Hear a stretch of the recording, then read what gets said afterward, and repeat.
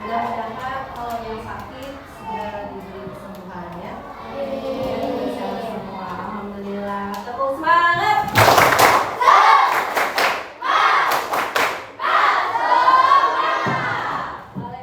Cinta ibunya belum?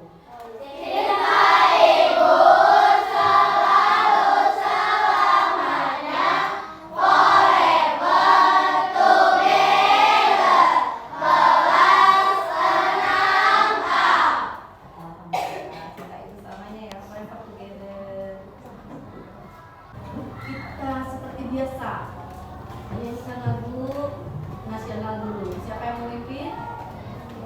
Gak ada Aziza, Nadira, oke.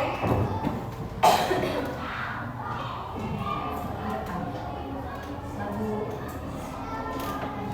Ayo maju, maju, ayo maju, maju, ayo maju, maju, dua, Garuda Pancasila, akulah pendukungmu, patriot proklamasi,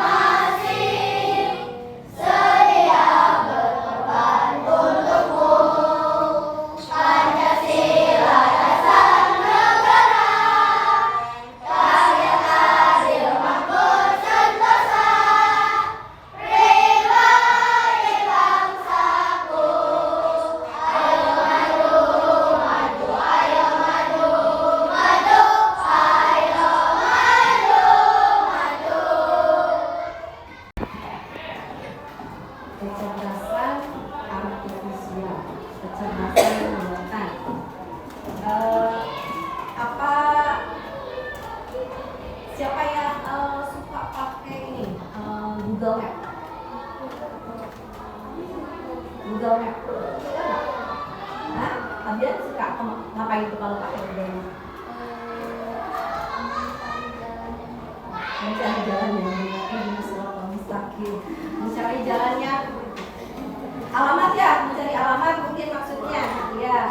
Terus apa lagi? Atau ini nih yang kebanyakan sering lihat YouTube, ya, wah banyak pasti. Atau kalau mamanya suka belanja-belanja, ya, belanja-belanja, apa Shopee, Tokopedia, gitu. Nah, ibu sih maunya sekarang ini dulu nih, artifisial, kecerdasan artifisial atau kecerdasan buatan. Pertama kali katanya digunakan dalam apa tadi? Lokakarya di Dartmouth College pada tahun 1956. Jadi kita langsung ke deskripsi KBBI aja ya. Nih, banyak sekali yang artikan tentang KA. Di KBBI dari versi 6 mendefinisikannya sebagai program komputer yang meniru kecerdasan manusia, ya. Meniru kecerdasan manusia seperti mengambil keputusan, menyediakan dasar penalaran dan karakteristik manusia lainnya. Ya. KA belajar dari machine learning, ya. Contohnya kalau kita apa tadi salah satunya melihat YouTube, ya, merekomendasikan video yang disukai berdasarkan riwayat tontonan. Nah itu Kak nanti bisa melihat tontonan apa saja sih yang suka kita lihat, nanti akan sering muncul di beranda kita. Contohnya lagi translate, ya, Google Translate misalnya gitu. Itu digunakan yang direkomendasikan kalau kita belajar KA. Kemudian KA juga mampu beradaptasi dan meningkatkan performanya KA. Dan jika kita contohkan diaplikasikan di peta misalnya, ya, di peta seperti Google Map tadi yang Abian tadi bilang digunakan kalau mencari alamat yang benar, ya, alamat supaya tepat, tapi sudah di set, ya. Waze ya, kalau kita belum tahu ya alamatnya terus diikuti belok kanan belok kiri gitu ya, Waze ya. Kemudian asisten virtual seperti Siri atau Google Assistant itu juga salah satu karakteristik kecerdasan artifisial. Kemudian yang kecerdasan yang lain, karakteristik utamanya ya, KA bekerja berdasarkan algoritma. Ini yang ketiga, berdasarkan algoritma dan model prediktif, memperkirakan, bekerja dengan aturan, langkah-langkah matematis ya. Langkah-langkah matematis itu disebutnya algoritma. Dengan algoritma ini KA bisa memprediksi sesuatu sebelum terjadi berdasarkan pola data yang telah dipelajari banyak. Karena banyak data yang masuk, karena kita sering pakai, akhirnya bisa kita gunakan kembali nanti. Contohnya aplikasi cuaca bisa memprediksi hujan berdasarkan pola suhu, kelembaban, dan data sebelumnya. Karena ada data sebelumnya, nggak ujug-ujug bisa gitu ya. Nggak ujug-ujug bisa. Aplikasi belanja dari seperti Shopee, Tokopedia, atau Lazada bisa merekomendasikan produk yang pelanggan suka berdasarkan apa yang sering dicari atau dibeli. Kalau kita sering beli buku cerita, nanti buku cerita yang muncul di beranda kita. Karena kita biasanya kan klik ikuti ya. Nanti ada notifnya. Sampah yang dibuang di air mempengaruhi kehidupan laut. Ada pertanyaan di atasnya, apakah ini ikan? Kamu akan memprogram atau melatih kecerdasan buatan untuk mengidentifikasi ikan atau sampah. Jadi mengajari si AI ini membedakan mana sampah, mana ikan. Nah, ini ya, yang kita bisa coba nanti. Ayo bersihkan lautan. Klik di mana saja di layar untuk melanjutkan. Oke, kita lanjutkan. Udah dicoba? Udah dicoba belum ya? Oh,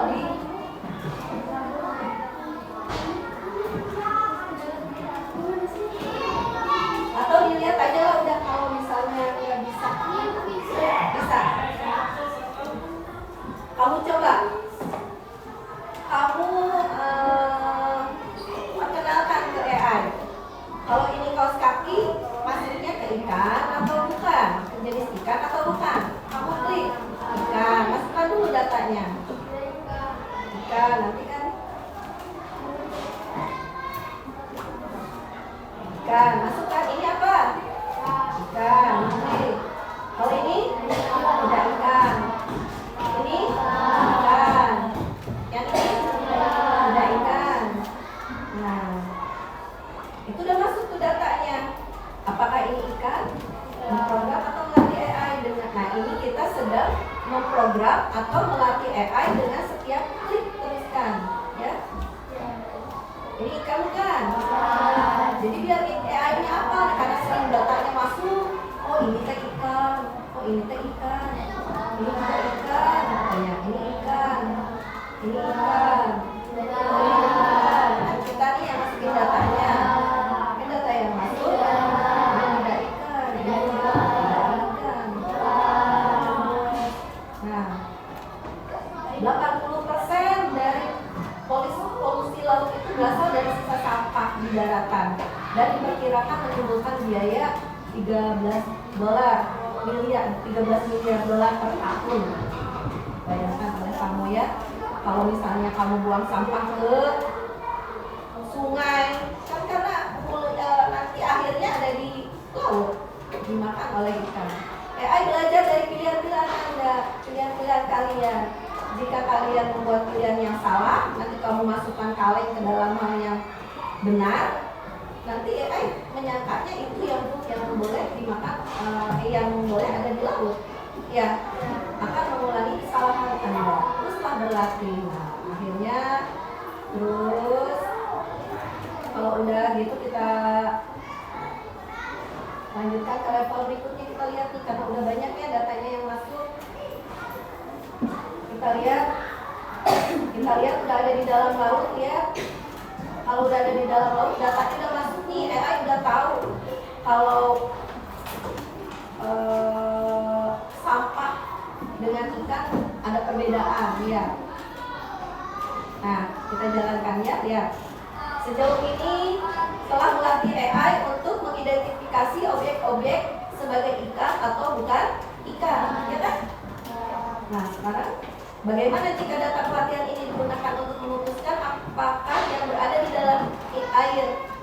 Jadi nanti kita tahu apakah AI udah berhasil nih membedakan mana sampah mana ikan. Ya, Lutfi. Ya nggak Lutfi?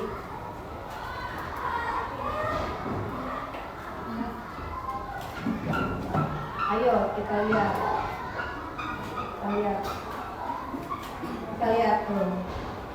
Diambil sama dia. Dibuang. Apakah Anda memperhatikan bahwa AI mengidentifikasi beberapa makhluk laut sebagai bukan ikan? Iya, karena kita hanya memasukkan data yang berupa ikan saja, sedangkan gurita tidak. Padahal gurita juga termasuk biota laut ya, yang harus ada di laut. Tapi dia tidak tahu. Bisa jadi dibuang atau diambil nih sama dia nih kira-kira. Menurut kamu gimana? AI hanya belajar dari apa yang kita ajarkan kepadanya. Kalau tadi gurita enggak kita masukkan, dia akan buang gurita. Ini mah sampah. Dia mengiranya seperti itu. Sekarang Ibu akan bagikan LKPD-nya, lalu ini contoh dan analisis penerapan AI ya, yang harus kalian lihat dalam catatan sedikit yang sudah dibagikan kemarin ya. Mudah-mudahan kalian bisa memahami. Jangan lupa nama kelompoknya ditulis, bisa. Kayak tolong dibaca-baca dulu. Tadi ada beberapa materi hari ini udah dibagikan ya di lampirannya. Nah, kalian coba baca-baca dulu.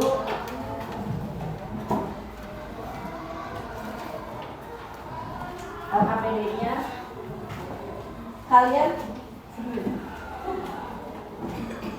baca pertanyaannya, teliti ya, kemudian diskusikan oleh kalian apa sih ini gitu ya, dari tuliskan jawabannya di lembar jawaban yang sudah tersedia, kemudian nanti kalian harus mempresentasikan hasil diskusinya. Siap ya? Siap. Silahkan. Contoh kehidupan sehari-hari. Kalau kamu pakai AI itu di kehidupan sehari-hari kira-kira apa saja? Ya, ditulis, gak usah banyak-banyak. Sok ditulis. Jangan lupa nama kelompoknya ya. Terus manfaatnya apa? Kalau kamu pakai YouTube manfaatnya apa? Kalau kamu pakai apa tadi, Google Map misalnya, manfaatnya apa? Ya kan? Sama-sama. Yang ini paham ya? Siapa yang nulis nama kelompoknya? Jangan lupa Fairuz. Di sini kan nanti aplikasi apa ini? Untuk navigasi. Manfaatnya apa tuh? Untuk memberikan petunjuk arah. Memberikan petunjuk arah. Oke, Petunjuk pesona. ya, ada beberapa ya, jangan cuma satu. Kira-kira apa lagi? Itu Ibu kolomnya 3, boleh lebih, nggak terpaku di kolom harus 3, boleh lebih. Kalau kamu tahu yang lain boleh yang kalau misalnya ada yang lain, ini juga termasuk AI nih gitu. Dan manfaatnya apa? Boleh ditulis di situ. Tidak mesti 3, boleh 5, boleh lebih.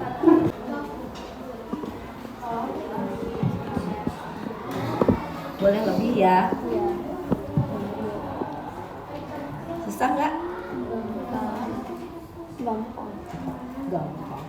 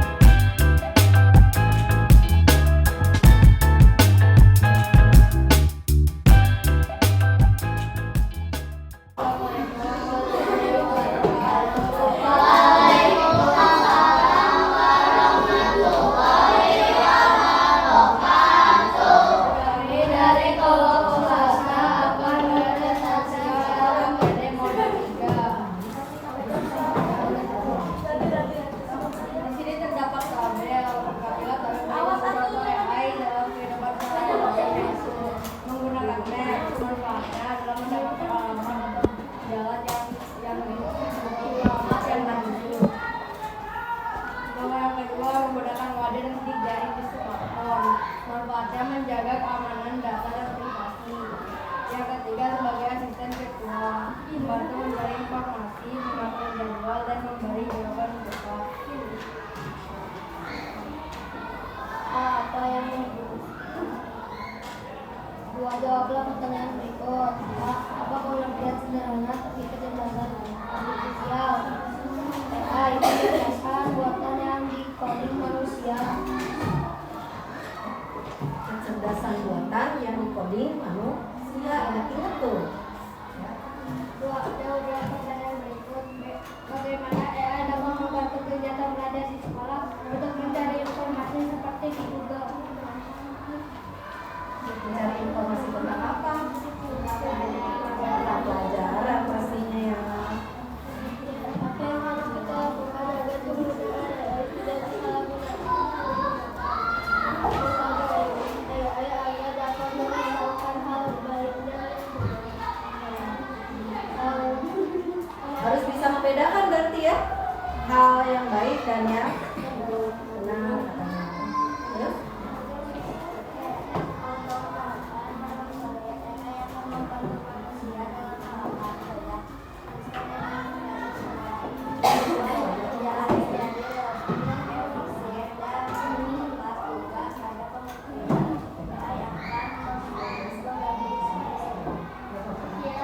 barangkali ada dari kalian yang ingin bertanya, ayo bersilakan.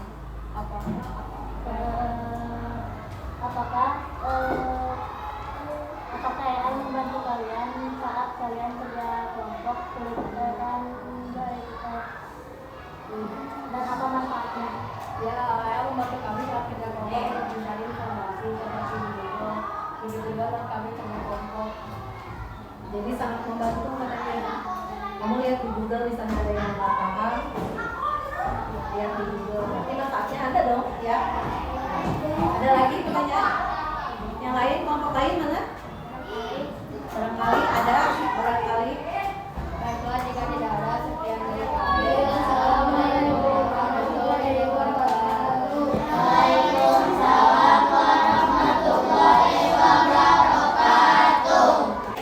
Alhamdulillah, sesi diskusi dan presentasi hari ini selesai. Raina tadi pertanyaannya bagus. Bagaimana katanya kalau ya, kalau dalam kerja kelompok kamu menggunakan AI untuk apa aja? Ya untuk mencari informasi pastinya ya. Misalnya ada hal-hal yang tidak dipahami bisa ditanyakan. Tadi udah langsung disimpulkan, tadi ada yang pakai aplikasinya, ada yang pakai ChatGPT, ada yang pakai Gemini kayak gitu. Terus selain informasi dapat menanyakan hal yang lain, tetapi dengan tadi ada apa? Ada prinsip dalam menggunakan AI. Apa tadi yang pertama? Yang pertama tadi ingat ya?